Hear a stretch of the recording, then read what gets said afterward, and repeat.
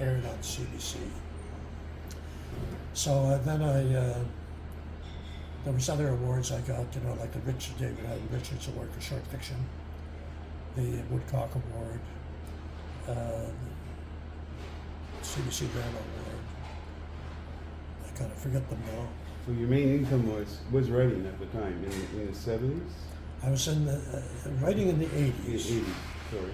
Now, well, I was writing in the 70s too, but as it grew, I got so I could write more and write deeper. And in the 80s and the 90s. Now, I lost that farmhouse in Milliken in my divorce. There's an old saying that Charlton, no, it wasn't Charlton Heston, who was it said that? He sat down to write when he was 21 years old. When he got up, he was 65. That's how the time flies when you're writing. I woke up one morning, my wife was gone. She got tired seeing me at the dining room. Well, writing is a very solitary thing. Behavior. So anyway, she had gotten a job and she wanted to move on. Sure. So what we did was we agreed to, I gave her the house in Millerton in exchange for my cabin on the river, because I didn't want to part with that, my father. So I've been living in an apartment ever since, but Right. anyway, yeah, and then when she died in 2013, I think it was, my boys sold the house in Millerton. Mm-hmm. Someone else has it now. But anyway, that's the way life goes. And when you're a writer, you're like, I'm moving apartment now next week. I got to move to a new apartment. Good for you. But as long as you have a place where you're warm and you can get on with your writing, that's the main thing. You put that first. And fairly quiet. I find Yes. I need quiet to Quiet, and it's not about money, because there's not much money in writing. It's about following your dream. It's about being you, And you Right. sit down and write, and then you feel relaxed afterwards. Because if I go for a week or two without writing, I feel there's something wrong with me. I can't figure out what's wrong. And I remember Something's missing. Something's missing. I remember Sherry Fitch saying this. She was an old friend of mine. She wrote children's books. She still does. And, she couldn't understand what was wrong with her. And she sat down to write, and everything fell into place. And I find that's the way it is. You write your 2 hours in the morning or 1 hour in the morning, whatever it is, then the day is good. But if you don't, it's, you walking out your watch, what time does the hockey game come on, So, Especially last night's hockey game. yeah, it was a great game. Oh boy.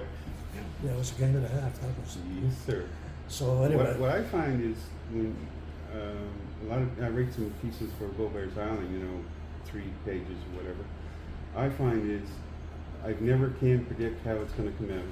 no. I start with paragraph here, and then I do a little research, go with the second paragraph, and by the time you're done, you can't even recognize it.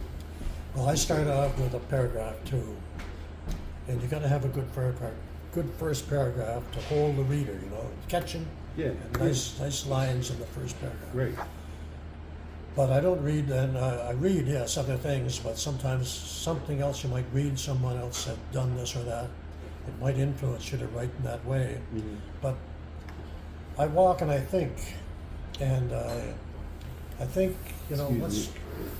what will come next in this paragraph? I'm going to take them here, I'm going to take them there, and we'll have them do this and have them do that. Then you got to figure out a good, strong ending, because the first paragraph and the last paragraph to me are the most important.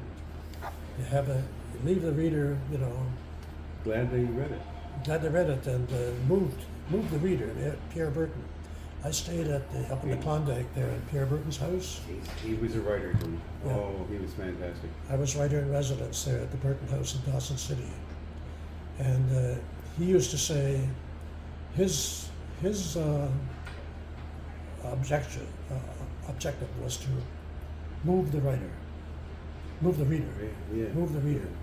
And if you move the reader, you had to have something solid there to move them.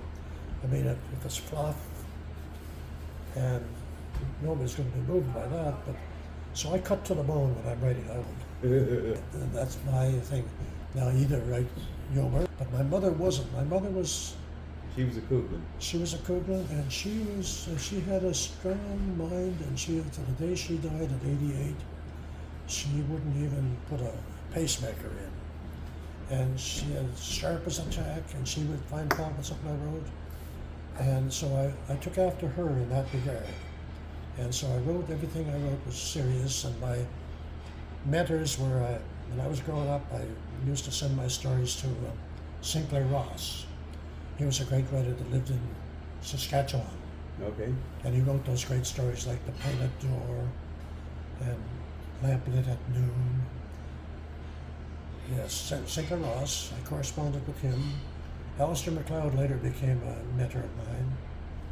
And so you came across these people in your journey of perhaps researching or writing yourself. You just, you're in that circle, so you know the people that are in that circle. Is that well, it? you do know people in your own circle. I know most of the writers in the Maritimes here, and we can correspond if you. Right. But I had read Sinclair Ross's short stories, and I was really impressed. So I wrote him a letter, and I was a guy for writing letters, and I mailed it to his publisher, and I said, forward to Sinclair Ross. So he got the letter, and Yeah. he wrote me back. And I sent him a story, and he sent me a critique of it, he said, and he wrote me a blurb for the cover of my book, Sinclair Ross. Well, that's nice of him. Nice of him, yeah. And he was an old man at the end living in Vancouver with Parkinson's disease. And this woman, Arvalis was her name, she used to do the writing for him, and she would write me and say, Mr. Ross said so and so, Mm-hmm. So, yeah, and Did you ever think about teaching writing? Do you teach it? well, I could have. After I got my divorce, and I was kind of floating around, and I went to Fredericton, and I took this little course, computer course, and it was put on by a woman by the name of Mary Louise Luck. And she said, Wayne, you should be teaching at St. Thomas, and I don't want you to hear anything otherwise from you. So anyway, I come back to my place. Did you have your honorary degree by then? No, this was way back Okay. in 88, 89. Okay. And so, so I sat down to write one Indian summer, and I wrote the novel in a couple of years. I wrote it by hand. And I had a launch in Fredericton at Westminster Bookstore, and who came in but Mary Louise Luck. And she said, I thought I told you. I said, I got out of this. I couldn't do anything else. Anyway, so that's the way it goes. You put the story ahead of everything. I could be retired now and make Well, that's a true writer. have a big The story is have a everything, eh? big pension by now. Yeah. If I had, I'd have ahead of. So anyway, I have no pension. I have my old age pension and Right. the Canada pension. That's all. So it's hard for me to live, but I have to be careful. Well, Times are tough, and they're getting tougher with inflation. yes, and that's why I have to keep writing. And I'm selling stories like when I examine the journal. They pay me $800 for a story. Mm-hmm. Comes out 4 times a year. So that's a nice little book. That bought my Christmas gifts this year. There you go, eh? Yeah, and I wrote a Christmas story for 40 years now. I've been doing a Christmas story for New Brunswick, like the New Brunswick books, Brunswick News. Yeah. It's in all the newspapers on the front page every Christmas Eve. So I did that this year, and they paid me a couple $100 for that. So that bought my Christmas gifts with the other magazines and stuff. Can you recall each of your books by memory? Do you know each of them? Well, I remember after one Indian summer, I wrote a book on river guiding. It sold well. I went to all the lodges on the river, and I talked to the head guide, and I got their stories. The old guides that had been working there for years. That no. Yeah, They know. They know. So I took their pictures, did an essay on them, and of course the book was launched at the Salmon Museum in Doketown, and we sold 150 at the launch. And of course it sold right out because all the people had relatives that were in there, But then I wrote a book of short stories called Preferred Lie. preferred lies. Now that's a golfing phrase. Huh? Prefer the lies. You pick your golf ball up and put it on the grass where you can hit it. Winter rules, you know, golfing. Yeah. So I used it as the other lies, meaning the other lie, of course. And one of those stories in Preferred Lies was called The Dance. And I was a kid fiddler up on the Howard Road there playing for dances, and they were rough. So I wrote a story about this called The Dance. And there was 80-some people met in Fredericton, the writers met in Fredericton at the CBC. And they said they want a story from each of us. So I had this story written called The Dance. I sent it in. And a lot of great writers there in the room. So they cut it down to 6, they cut it down to 4. I was still in. So they said, no, we're going to do 4. So The Dance was one of them. So I wrote the script. It's a different game altogether. I don't like script writing, but I wrote the script, and you have to show everything. Not like you can't tell, you got to show it. You know, that glass of water, you got to zoom in on it. Otherwise, you know. So it was a lot of that, and I took a course there in script writing. And later I wrote a script when I was down in Cuba. That was on TV, by the way, that story, The Dance. Why did you go to Cuba? I went to Cuba in '98, and I stayed at the University of Fine Arts. And I was reading down there to the kids who were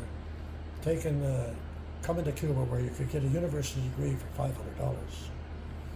And these people were coming from St. Kitts, St. Martin's, on the islands in the Caribbean. Other countries. Coming into Cuba to get an education. So I was there reading to them. Anyway, I was writing down there too, and I wrote a book set in Cuba. It's called Night Train to Havana. And while I was there, I met Ernest Hemingway's boat captain, Gregorio Funes. He was 103 years old, and he was the man that Hemingway used as his character in The Old Man in the Sea. Role model. The role model in The Old Man in the Sea. That was a great book. I like that book. It's a great book, yes. I read it when I was young. So I was sitting on the steps in Havana. Hemingway had a house just down the beach a piece there, San Francisco de Paula. And I was sitting on the steps of the Museum of the Revolution. And this guy drove up in a taxi, and I heard him talk English. He said his name was Funes. So I said to him, do you know Gregorio Funes? And he said, yes, he's my cousin. I said, well, would you take me to see him? So I had this friend of mine, John Bayfield, was with me. He was a photographer. So we got in the car, and for $10, he drove us down to San Francisco to Cohimer, a little town called Cohimer, which was right on the coast. Right. And with the taxi driver, we walked up to the door and knocked. And this woman, 80 years old, came to the door. She was the old man's daughter. And she said, Papa's asleep right now, but if you come back in an hour, he'll be awake and he'll see you then, you know. So John and I and the taxi driver, we went over the hill to this bar. It was one of Hemingway's bar, the Teresa Bar. We were sitting at the bar there. On the walls was all these pictures, you know, of big fish hanging up on chains, and Hemingway, and, all the different actors that used to go and hang out there at Hemingway's house. You know, Wow. Rocky Marciano hung out there, Ava Gardner. I forget the guy's name now that played the old man. He was never a favorite. He shouldn't have been playing it. I didn't think he did a very good job. I thought it should have went to Anthony Quinn, who could speak Spanish. But anyway, we were sitting there having a drink, and the old lady came in. She walked down the hill to get us. She said, Papa's awake now if you want to come and talk to him. So we went up the hill, and the old man was sitting there. How old would the old man be then? 103. And he was sitting in a cane chair. And he couldn't speak a word of English, but it just so happened that his grandson was there. The grandson was 50 or 60 years old. You translated? Yes, he speaks good English. And I'd say, well, ask your father, ask your papa, ask papa. And he would feed it back to me, and I'd write it all down. And so I got the story, and Hemingway, about how he had met Hemingway, and how they drank together and shared the same birthday, and at that bar, you know. So I come back and I wrote up the story to my hotel room, at the university where I was. I wrote up the story and I sold it 4 or 5 times. I sold it to the Fly Fisherman magazine in Pittsburgh, in Harrisburg, Pennsylvania. yeah, Pennsylvania, and I sold it to the National Post here in Canada, and the New Brunswick Reader, and I sold it to the Atlantic Salmon Journal. I made $2,000 or $3,000 on that one story. You know, it wasn't a long story, but It was worth it. very interesting. Sure. Yeah, so yeah, a lot of people could remember Hemingway walking around Havana in boat shoes, hanging out at the bar, the Florida bar, and drinking. He had 4 different wives through the years. One of his wife bought him that house for $35,000 way back, you know. Must have been some house for $35,000 back then. It was a big house. Now you can go there and look at it, but you can't go inside. You look in the windows, and there's all Hemingway stuff is still there. His books, his glasses, everything is still there on the table the way he left it. He lived there for a while. He was in favor of the revolution. So he lived there for a while, and he started having trouble with his mind. His mind started going. Yeah.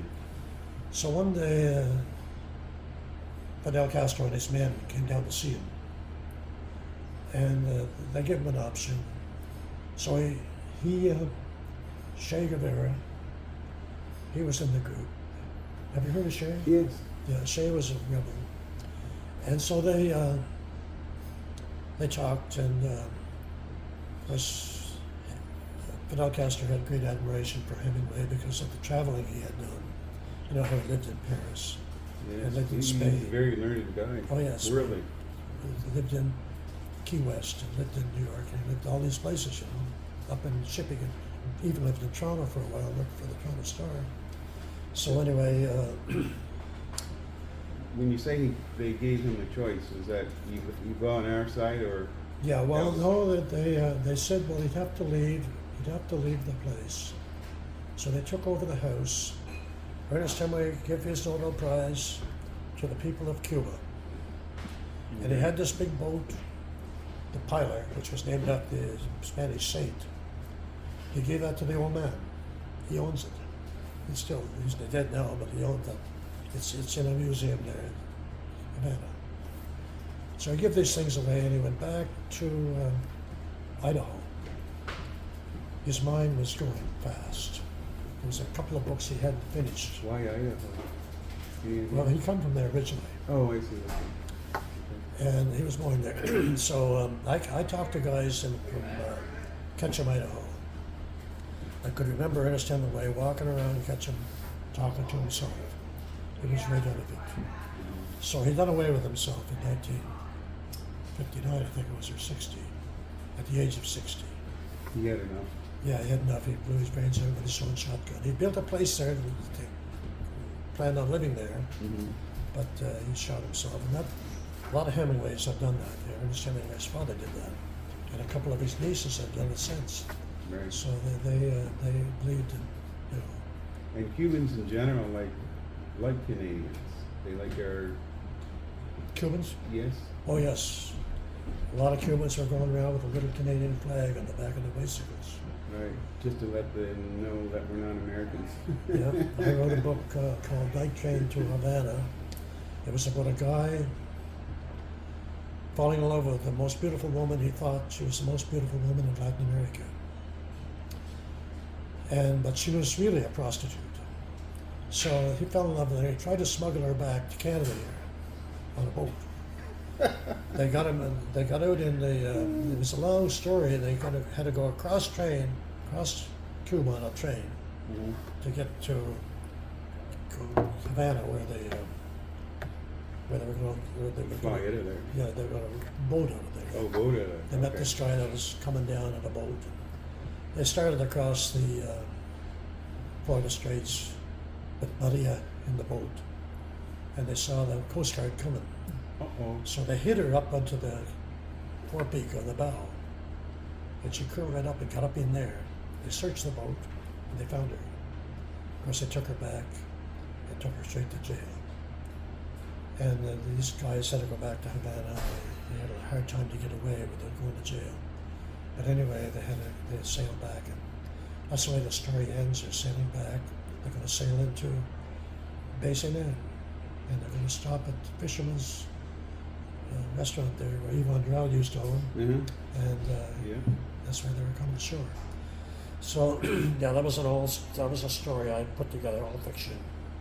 So then I wrote a movie script on Che. I did a lot of studying on Che Guevara. He grew up in Argentina, born in Rosario, went to the University of Buenos Aires, became a doctor in 1952. And he set out on his motorcycle, him and a friend, to see the country. Mm-hmm. And when they motorcycled up through, Argentina and Chile and those other countries, they saw so much poverty Yeah.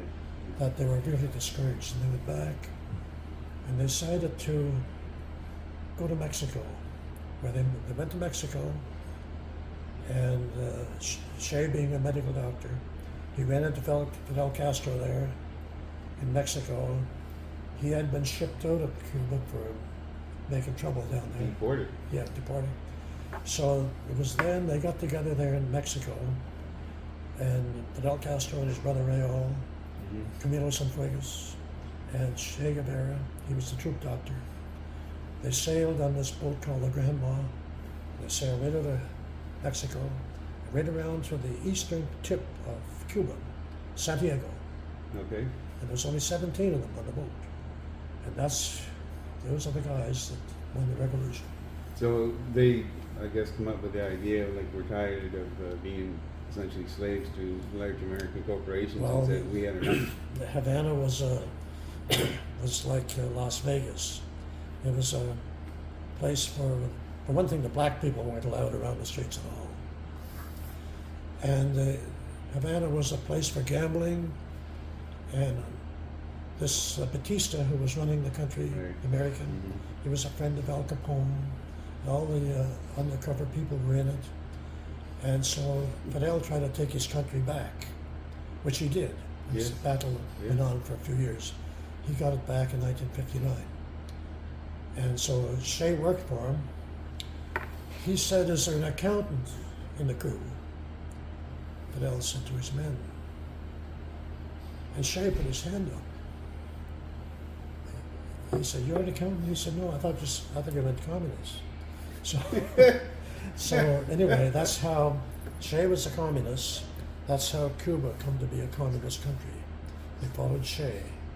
Now Che worked for Fidel for a couple of years there as head of the National Bank.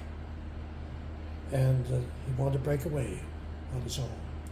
So he wrote a letter, a very famous letter, I used to have it, to Fidel and say, "I've done all I can do for you in Cuba, I'm going back to..." Separate ways. He went back to South America, where he tried in Bolivia. He tried to revolutionize that country. He wanted to revolutionize South America because there was a lot of dictators down there. Were narcotics going on down there at the time, or is that later? Well, it would be going on, I suppose. So they eventually shot Che in a building there in Santa Paz, La Paz, Bolivia, on the 10th of October, 19.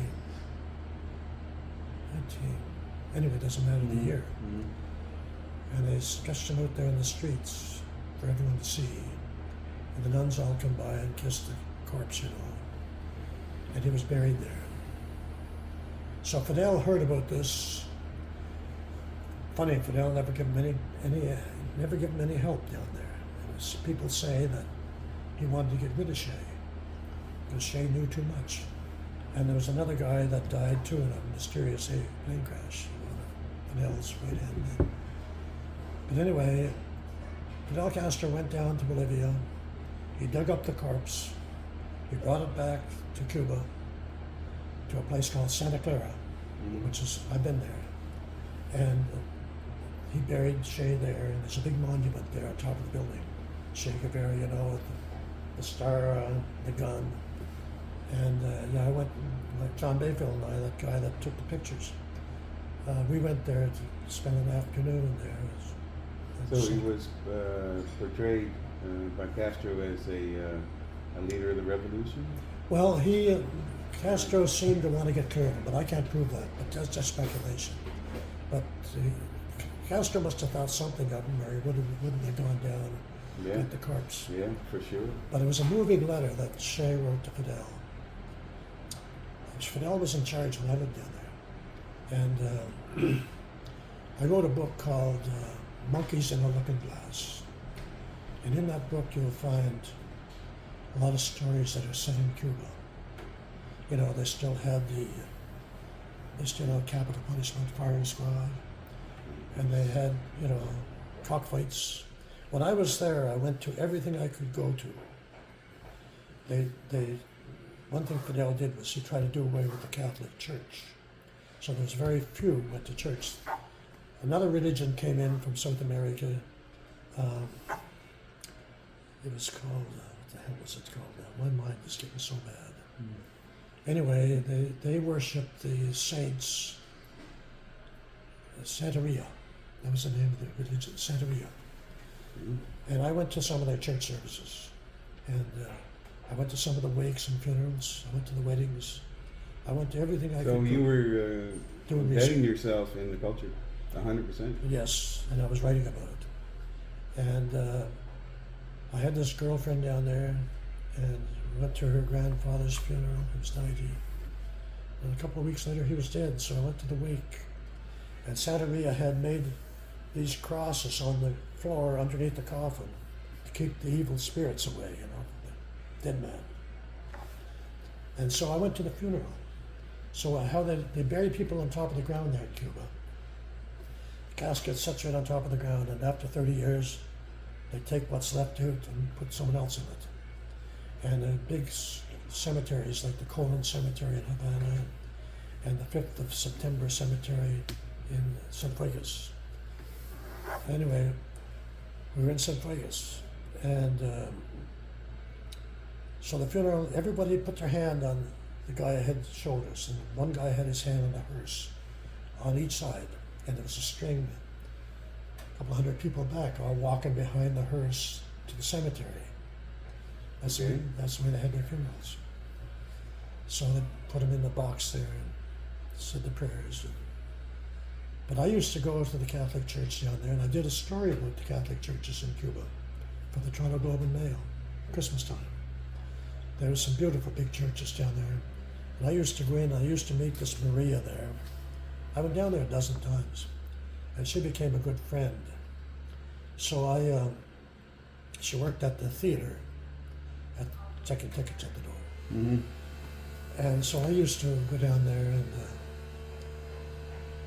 you know, I'd take her, I'd go to the rummage sales here in Blackville and Fredericton, and I'd take her down a bag of clothing, you know, blue jeans, all kinds of. So that was during the American trade embargo. Is that Well, right? they were poor and they couldn't buy blue jeans in Cuba. They were living on $10 a month. Good gracious. So anyway, I'd take this into church. I'd go into church with my bag, set it there between us. She wasn't allowed to be seen with a Canadian because a lot of Cuban girls were into prostitution, looking for Canadian men to give them money. So she'd come in and sit beside me. She'd take the bag, put it in her bag, take the clothes. And we did that a lot of times, you know. I give her clothes that way. I even went to the bank down there and I opened an account for her. And I could go to the bank at CIBC in Fredericton, and I could send her, International transfer. yeah, Yeah, $50 money order. money order. Yeah. And she'd get, the government took 15% off for the transaction. But, you know, if I sent her $50, she'd get $35. So I did that for years to help her out once in a while. But if she's living on $10 a month, $35 is a big deal. Yes. And I met this guy there at the university. He was having it tough. And there was a bunch of us that were there from Canada. We decided we would give this group of people we knew money. Not a lot of money, just $100 a year, $10, Okay. $120, $10 a month. So there was a guy from Halifax, a gay man who built a house down there with his gay partner. And he used to leave Halifax once a year and go down for the winter. So we all give her our money, $100, $20 to Reg. He would take it down and he'd have it at the house there. These people would come in on their bicycles once a month and get their $10. And that went on for years. Wow. Now the man I was sponsoring, he died. And his wife couldn't speak a word of English. So I had to quit, but the other guys are still doing it. Some guys in Toronto and Halifax. Yeah, it's a little club, like we send them money. What a lovely idea. Great idea, yeah. And yourself traveling as you did, gives you a wide perspective of what we have here in Blackville, New Brunswick, Miramichi, Yeah. compared to the rest of the world. Yes, And we have it much more easier here than they do in a lot of countries. yes, we do, yeah. Yeah, times are tough, but they're happy people, they're great people. Honest, happy. I couldn't say enough about them, nice about them. Now, on the other hand, I didn't like Dominican Republic. I didn't like the people there, they were panhandling. I went down there with my girlfriend one time and I stayed a week and a half Right. at Punta Gorda. I think that's the name of the place. And we went for a walk on the beach and everybody was approaching you for money. Kind of annoying after a while. You didn't see that in Cuba because the cops were everywhere and they didn't approve of that. And they had to respect the Canadians, give us our freedom and walk where we liked. And I never felt more safe. I felt more safe walking in a back street in Havana than I do walking downtown Fredericton or Newcastle. It was that safe, because you always felt that there was a cop somewhere keeping an eye on you. I remember one time there was a woman in the group, she had a necklace. And this young fellow ran up and he grabbed her gold necklace, and he broke it and ran with it. And the cops had him in an hour, got the necklace back. Very efficient cops. Very efficient cops, yeah. And actually do their job. And we used to go to ball games there. They had great ball teams. I mean, that's where a lot of the National Right. League comes from. Yes. Yeah, we went to the fifth. Great players. Great players, yeah. We saw great ball Did you games. ever think about, do you go down there in the wintertime, or did you ever think about living there full time? No, it's, some people did that. You could go down there and become a citizen, I suppose. Mm-hmm. But it'd be very hot in the summertime. I found like January, February, March, and April, those are the nice months down there. Of course. So 20 or 25 degrees, whatever is tolerable, All not that, 40 degrees. you never saw the cloud in the sky. It was all sunny. Did you ever hit a hurricane down No? there? Good for you. So we kind of got off the topic. Well, yeah, we did. We're talking about your books, and I'd asked if you could list the books that you had written. Yeah, But we'll include it in the post. We'll give a list of the books and. on the back of the books is always a list there. Okay, all right. Yeah, And where books do by me. they buy them? Just locally or? Well, you can buy them at the food store here in Blackville. They have quite a few of them. Down at Foodland. Foodland. Whatever it's called, yeah. They have River People, that's my last book, came out last summer. Fishing in the High Country. They have Winter Road, which is a heavyweight book that was shortlisted and a finalist in the Atlantic Book Award and the Brunswick Award. And then there's one called Homecoming Right. and Monkeys in the Looking Glass. And there might be a couple more there. They have quite a lot of them anyway. Some of them are out of print, Yeah. like the old ones, like Preferred Lies. I wrote a book of poetry one time, it's out of print. And Do you have actually copies of your own books at your place? I keep a copy, one copy for myself. One copy. Yeah, Yeah. for myself, You must be pleased, looking back over, let's say, humble beginnings. yeah. Well, it was a If humble you- beginning, cutting pulp in the snow hardwood. with the cutting birch. Papa used to say, cut all the birch you like, but don't touch the fir trees and the spruce trees. Right, So I go down and even now when I'm driving along the highway, right. I see a stand of birch They're everywhere. And I think when I was a kid down there with the summer, you know, loading up the hand sled, dragging it up the hill, and I had a big pile of wood in the yard. My mother used it for cooking, you know, like in the summertime it was wood for cooking because in those days we had all wood stoves. Yep. And we used to move out into an outside shed, like the summer kitchen. The summer kitchen. And she kept the fire going there and my little sticks. So she cooked there and kept everything running.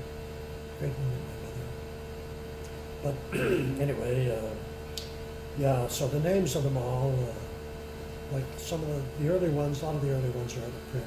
One Indian Summer is still available in its second printing. And, Currents in the Stream is out of print.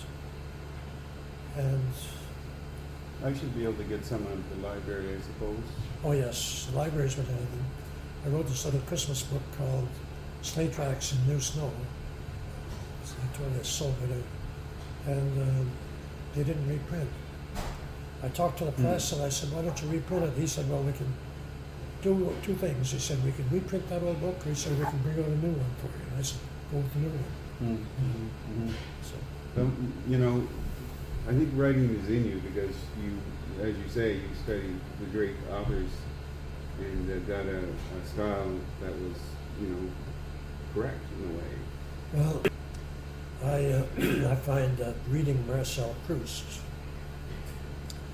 an old French writer that laid on his back, and he had tuberculosis and he had a lot of things, and he was in the sanatorium a lot of his life.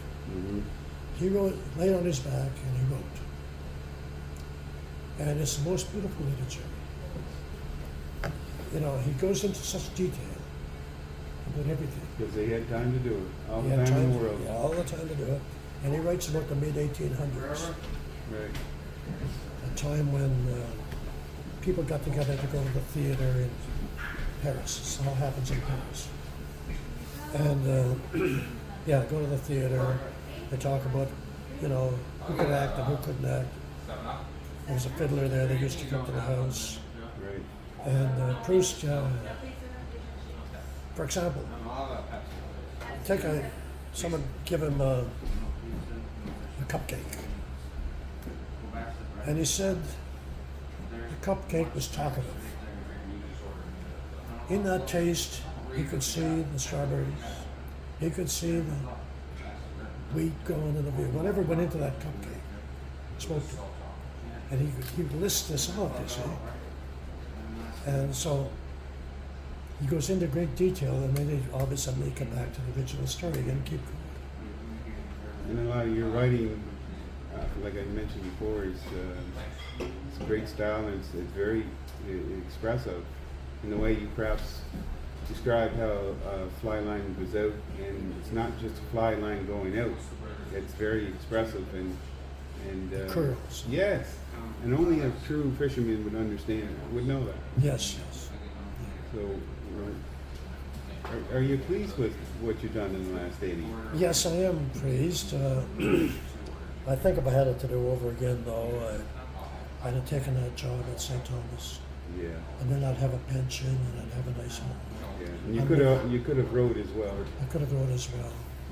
But it's easy to look back and see your mistakes. Hindsight, as they say, yeah. 2020. Yeah. So anyway, yeah. So you follow your heart, and Good for you. if you follow your heart and stay with it. I mean, this is an example of what can happen to you. Though you end up in an apartment, you're 80 years old, Yeah. you're moving, you're still going from one apartment to the other. Yeah. That's stressful, you know. Yeah. Having to move in the middle of the winter. And so, yeah, it's taxing, and I don't think writers live very well. Hemingway, a lot of them done away with themselves. But, Would you be able to winter over at your cabin, or no? well, I could spend $50,000 or $60,000 there winterizing. That's not cheap. It's a nice log cabin, fireplace. But it would mean that I'd have to partition it off. I would have to insulate it, cover the logs up. Oh, You know, well, that takes away the That character. takes away, yeah. And I'd have to You wouldn't do that. drill a well. I'd have to put a new septic tank system in. And That's no small deal. it's a big deal.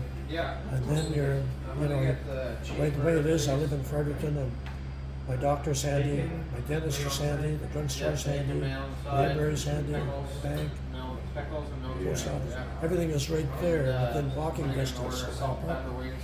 So, you know, if I want to get a bottle of pills renewed, I just took the empty bottle down to the pharmacy and I say, I want this repeated, you know. And the nurse, my doctor, she sends directly in to the pharmacy. She sends my prescriptions, so they have them on their computer there. Right. Now, it's funny. I tried to get a box of aspirins here in Blackville last year, and I couldn't get. They wouldn't. I went into the drugstore in Blackville, and they would not sell me a box of aspirins. They said, we don't have aspirin. I said, a drugstore. My father used to sell them in his store, you know. And in Fredericton, I could pick them up. You know, the 81 milligram. Pick them up, and I take one a day as a blood thinner. Yeah. But they said, no, you'd have to go to the pharmacy. So the pharmacy was closed on Saturday. So I ran into Billy Keenan, a friend of mine who lives here in Blackville. I said I couldn't get any aspirin. He said, come with me. So he gave me a handful. Got me by for the weekend, you know. But I found that strange.